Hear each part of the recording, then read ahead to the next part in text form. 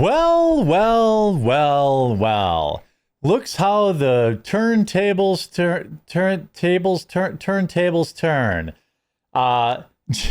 Jimmy Kimmel, now desperate to save his audience after it's completely vanished, has done the unthinkable and has asked Donald Trump to come on his show because he needs him to save his ratings. This is not sarcastic. He absolutely needs to save his ratings. They have plummeted lower than his pre-cancellation numbers, and this is perhaps rock bottom for him.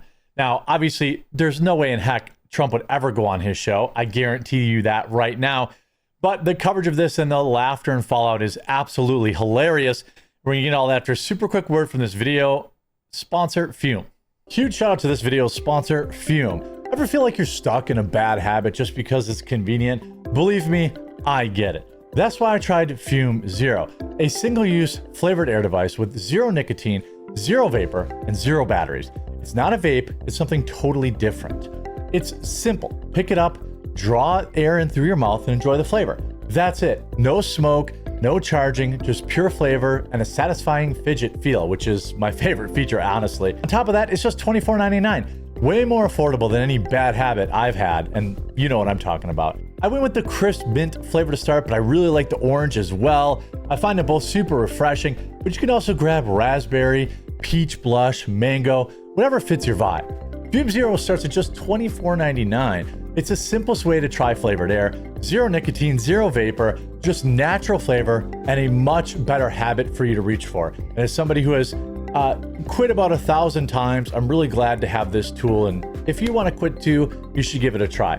Try it now over at tryfume.com/products/fume-0 or scan the QR code or the link in the description. Kimmel's shock answer. Kimmel makes transparently desperate plea to Trump to save his tanking show after his audience vanishes. Now look, I think the conversation is good. And ultimately, if Trump were to go on his show, I think that would be a great thing. I think anytime Trump goes on these shows, I think he went on Fallon, if he gets an opportunity to humanize himself, I don't think that there's anything that Jimmy Kimmel, this is why I'm going to make my case to President Trump to actually consider taking him up on this.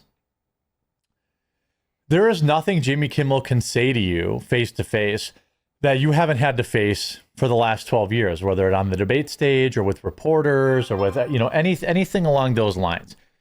There is no gotcha for Jimmy Kimmel. There is no, there's just literally no, this is a win-win for Trump, in my opinion. Like he goes there, he can maybe humanize himself a little bit, crack some jokes, and sure, Kimmel will have massive ratings that one night, but it's not like people are going to stick around and watch Kimmel because he interviewed you. So I don't think you'd actually be saving his show by going on it, but you could change a few minds. Now here's Kimmel. You can see him actually kind of like give up and make this concession here. And I don't think any of those guys should be required to speak the way I do or the way Stephen Colbert does or Jon Stewart does. And I think that applies to people on television too. You don't have to do this. It's just, I choose to do it. Since you came back, have you asked Trump or Carr to come on? No, I haven't. I wouldn't necessarily be interested in Brendan Carr on the show. But yeah, I'd love to have Trump on the show for sure. Really? You'd love to have Trump on the show for sure. You haven't had him on in the last 20 years. Yeah. I mean, I feel like he knows that he wants. I don't know. All right, I'll ask him. And I don't think what he might want to. What he was going to say there was like, he feels like he knows if he wanted on the show he could, but I mean, I don't think that Trump thinks that. I don't think Trump really cares to go on the show. I mean, he's out there right now absolutely roasting Obama as I'm recording this. Look at this. I got the Nobel Peace Prize for way less than you did, and President Obama got the Nobel Peace Prize He got for a way prize less. for doing nothing. Exactly. Obama got a prize. He didn't even know what he got. He got elected, and they gave it to Obama for doing absolutely nothing but destroying our country. Do I think that there's anything that Jimmy Kimmel could bring up that would possibly put Trump in a bad spot? No.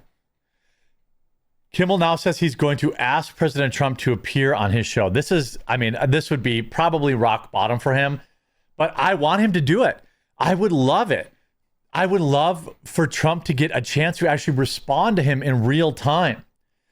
Bloomberg reporter Lucas Shaw asked Kimmel at Bloomberg Screen Time event whether he had invited these people on. We already know.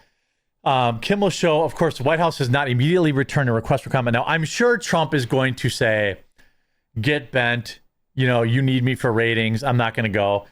And I understand. That is like probably the most normal way to react when somebody is like roasting you nonstop for 15 years. Why would you want to go on their show? But I don't think it would save him. Now Kimmel has come out to say that his comments about Charlie Kirk were maliciously mischaracterized. He's trying to save his show because he's lost all of his viewership.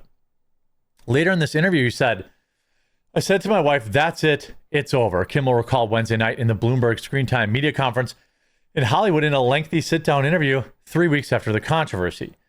The 57-year-old loser has all along felt his statements about the Kirk incident assassination were misconstrued, but he recognizes his show was in deep trouble on September 17th when his bosses benched him and two ABC affiliate station owners, Nexstar Media Group and Sinclair Broadcast Group, refused to air the program. Kimmel provided fresh details about his dealings with Walt Disney bosses, his emotional hiatus, and the late night television business in the wake of the revival of CBS announcing that it was, quote, that it is canceling the late night show with Stephen Colbert next spring. Kimmel declined to say whether or not he would extend his ABC run when his contract is up in May, but acknowledged he is an interest in producing other projects. I mean, obviously he's going to go out there and say, you can't fire me, I quit. I would imagine that's what anybody would do, is trying to save their dignity. But Kimmel's future was in doubt last month after his comments and the political backlash spawned boisterous response and protests. Of course, we know what he said. He responds now saying the sentiment he was trying to convey was intentionally and maliciously mischaracterized, Kimmel said. He didn't sense the initial fallout was a big problem, but rather a distortion in part on some of the right-wing media networks. Well, I mean, we all saw, and we saw the take. I don't think that it was possible to be mischaracterized. I mean, you said what you said, you doubled down on it. You said that this, Kirk's assassin was MAGA. I mean, this is not up for debate. I mean, you said what you said. You said that he was MAGA, and so I'm not sure that it could have been misconstrued.